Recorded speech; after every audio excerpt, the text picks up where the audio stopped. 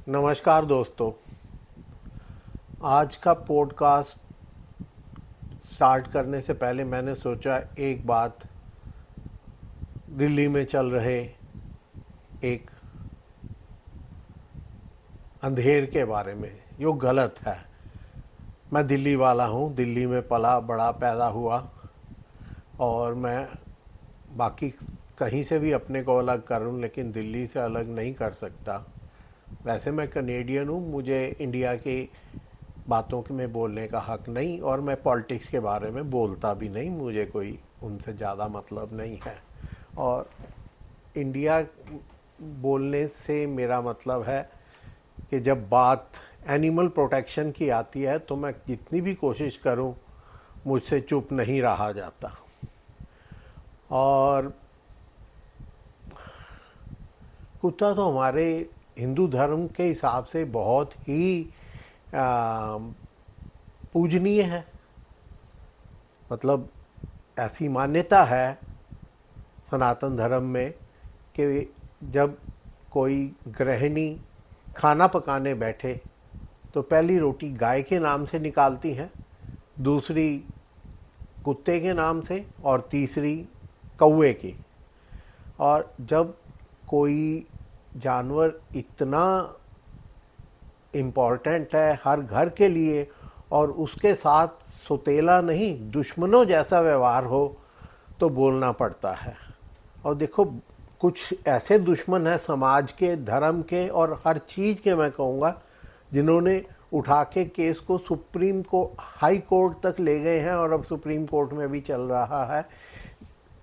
ये ठीक है कि आप उनको खाना नहीं देते, आप धर्म की पालना नहीं करते। अगर एक रोटी दिन में निकाल दी जाए तो कुत्ते बादर नहीं करते। जब बेचारे भूखे होंगे, उन्हें खाना पानी नहीं मिलेगा तो काटेंगे ही। इंसान भी तो देखो ना, क्या कुत्तों से कम व्यवहार करते हैं, बदतमीजियां करते हैं बेटियों बहनों के साथ, चाकू की नोक पर गन दिखा के सरेआम लूट लेते हैं, गले में से चेन खींच के भाग जाते हैं। तो क्या दिल्ली के सारे इंसानों को उठा के आप पिंजरे में बंद कर दोगे? ये तो कोई इंसानियत की बात नहीं है। कैसे इंसान है आप, कैसे आप न्यायाधीश हैं, जज हैं कि आप कह रहे हैं जी कुत्तों को पकड़ के उनका न्यूटर कर दो और उन्हें उठा के शेल्टर में रखो। तो इंसानों को भी शेल्टर में रखो। वो इंसानों के साथ तो कोई अच्छा व्यवहार नहीं कर रहे हैं, लोगों को पकड़ पकड़ के मारते हैं बिना बात, किसी को धर्म की वजह से, किसी को पैसे की वजह से, किसी को जाति की वजह से, भांत भांत के बहाने ढूंढ के एक दूसरे पर अत्याचार करते हैं, मारामारी करते हैं। ये तो शर्म की बात है। कुत्ता इतना इम्पोर्टेंट है कि धर्मराज युधिष्ठिर जब अंत में सब भाइयों की मृत्यु हो गई, सारा महाभारत खत्म हो गया और जब अंत में बारी आई धर्मराज युधिष्ठिर की और वो स्वर्ग जाने लगे तो अपने साथ अपना कुत्ता भी ले जाने लगे। देवताओं ने कहा ऐसा नहीं कर सकते, शनि महाराज ने कहा आप ऐसा नहीं कर सकते, इंद्रराज देवराज इंद्र ने कहा आप ऐसा नहीं कर सकते, लेकिन धर्मराज तो अड़ गए। ये मेरा प्रिय सेवक है, मेरे को बहुत प्रिय है। और होते हैं, खुद मेरे पास मेरा बेटा था टाइगर सिंह, छोटा सा शिट्जू। मैं उसको आज भी अपना, वो 14 साल मेरे साथ रहा और छोड़ के चला गया। इनकी आयु इतनी ही होती है और आज भी उसके जाने का दुख मनाते हैं, आज भी उसको याद करते हैं। सगा बेटा भी इतना प्यारा नहीं जितना वो मुझे प्यारा था या है। तो ऐसे धर्मराज युधिष्ठिर अड़ गए कि नहीं मैं तो, और उनके कर्म कहते हैं इतने अच्छे थे और इतने ज़्यादा थे कि स्वयं ब्रह्मा जी भी उनकी बात को इनकार करने में समर्थ नहीं थे। तो उन्हें कहा गया कि आप चाहें तो ले जा सकते हैं, लेकिन जैसे ही स्वर्ग का द्वार आया तो वो कुत्ता इंसान के रूप में खड़ा हो गया तो पता चला वो यमराज थे जो युधिष्ठिर की परीक्षा ले रहे थे। तो देखो, इतना जब हमारे मन में एक विश्वास हो, एक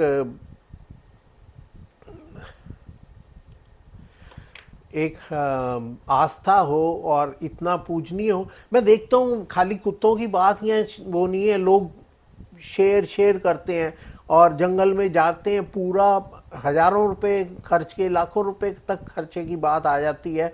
और जब वहाँ पे उनका एक ही गोल रहता है कि शेर दिख जाए, हमें टाइगर दिखना चाहिए, दूसरे जानवर कोई देखते ओ वो तो सांभर है। अरे सांभर भी एक जीव है, उसको देख के खुश हो, वो दिल्ली की सड़कों पे नहीं दिखता। यहाँ किसी को दिख गया ये तो नील गाय है, हमारे वहाँ सूरज कुंड के पास बहुत घूम रही होती है। तो भाई जानवर है, वो भी उनसे प्यार करना सीखो। उन्हें तो सिर्फ टाइगर चाहिए, और टाइगर का क्यों चाहिए, कितना चाहिए, ये भी एक झूठ है। टाइगर सवारी है माता वैष्णो की, माता दुर्गा की, और अगर उनके पड़ोसी के घर में बेटी पैदा हो तो बधाई देने जाते हैं, मुबारक हो लक्ष्मी आई है, और बहुत वो करते हैं। और हर अष्टमी को अपने घर में कन्या पूजन करते हैं। और लेकिन अपने घर बेटी पैदा हो जाए तो ऐसे मुंह सुझाते हैं कि भगवान को हमारा ही घर मिला था लड़की भेजने के लिए। इतनी दुश्मनी तब उनको दिखाते हैं। अरे यार, जिस देवी की तुम पूजा करते हो, जिसके नाम पे तुम भंडारे करते हो, जिसकी इतनी बड़ी मूर्ति या फोटो लगाई है घर में, रोज सुबह शाम दिया जलाते हो, अगर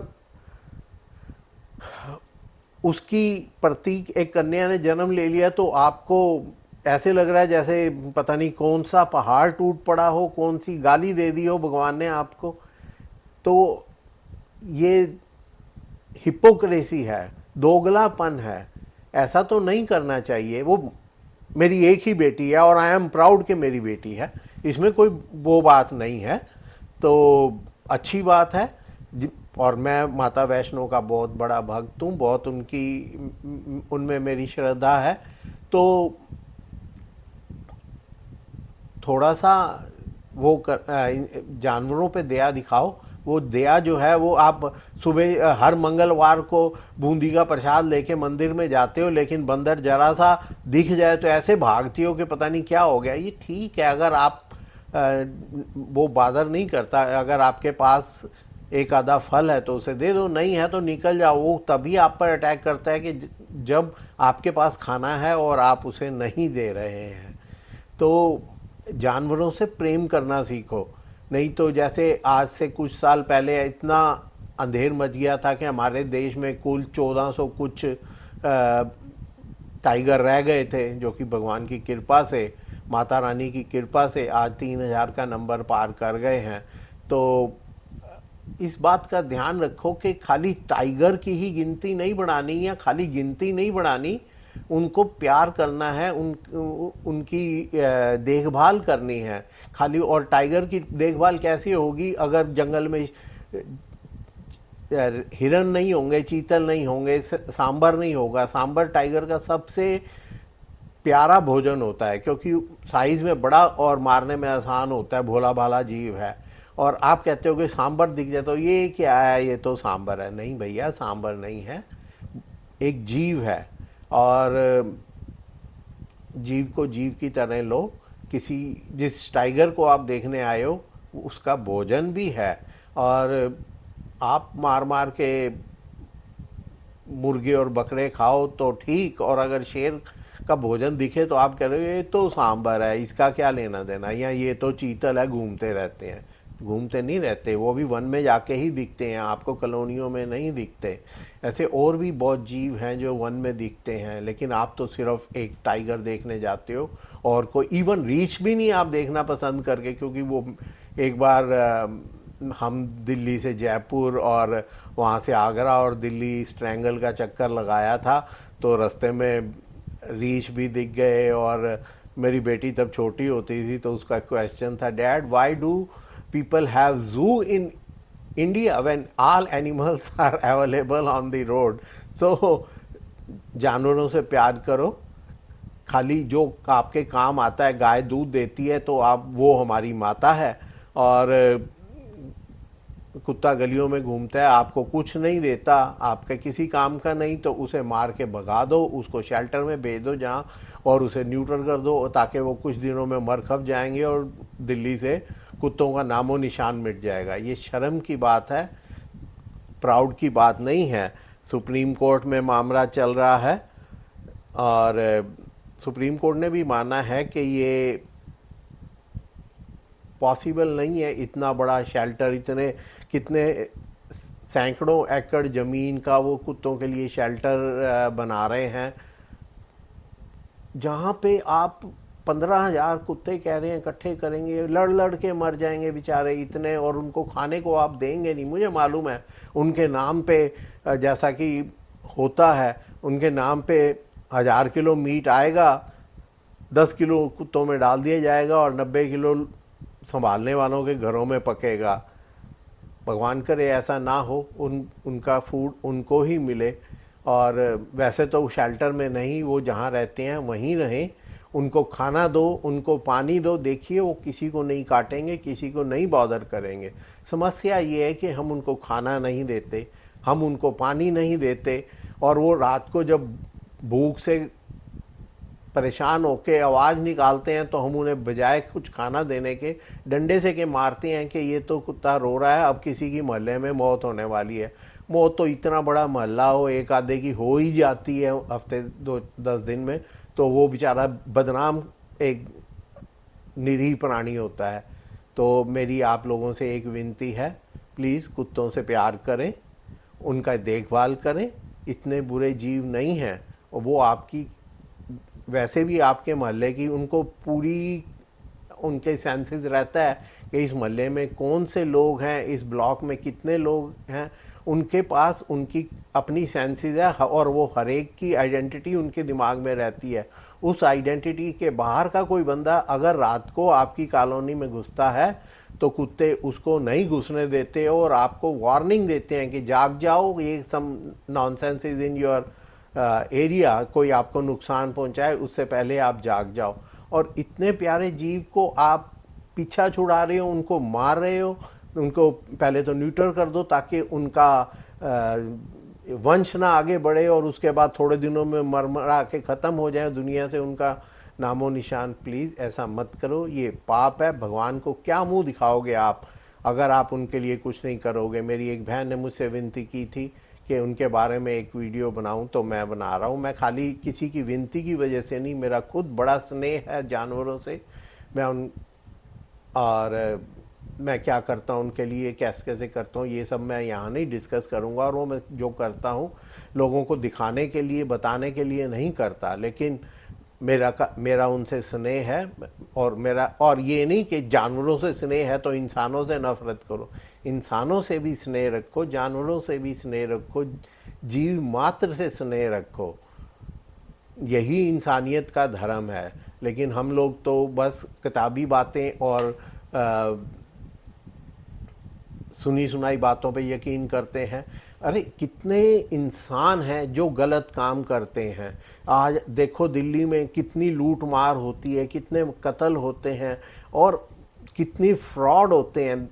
मैं किसी से बात कर रहा था फ़ोन पे और पता चला कि जी लोग ये जो सट्टे लगते हैं मैचों में, और जो क्रिकेट मैच होते हैं या दूसरे, उससे लोग अपना सर्वस्व हार जाते हैं, सब कुछ ख़त्म कर देते हैं, और उसके बाद वो उनके पास कोई रास्ता नहीं बचता तो वो सुसाइड करते हैं। कितने शर्म की बात है। क्यों आप ये नहीं कहते कि ये जुएबाजी बंद करेंगे, बल्कि उसको बढ़ावा दिया जा रहा है। पहले एक लॉटरी होती थी और मदन लाल खुराना जी ने उसे बंद करवा दिया दिल्ली में, तो लेकिन उसके बाद उसे कंटिन्यू रखा शीला दीक्षित जी ने।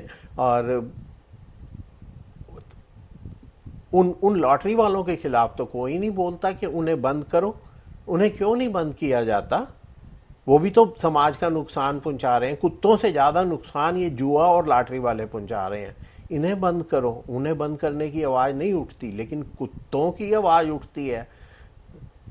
और मेरी आपसे एक विनती है, प्लीज़ मेरे चैनल को लाइक करें, सब्सक्राइब करें और हो सके तो कमेंट भी करें। अगर कोई कमी रह गई हो या आपको बात पसंद ना आई हो तो मुझे क्षमा कर दें, लेकिन मैं दिल से कह रहा हूँ कि ऐसे जानवरों पर अत्याचार करना ठीक नहीं है। इंसान पे अत्याचार हो तो वो एक गाना है, हाथी मेरे साथी, राजेश खन्ना की फिल्म थी, जब जानवर कोई इंसान को मारे तो कहते हैं वैसी दुनिया में उसको सारे। एक जानवर की जान इंसानों ने ली है, खुश क्यों है संसार। शर्म की बात है। प्लीज़ ध्यान रखें। नमस्कार।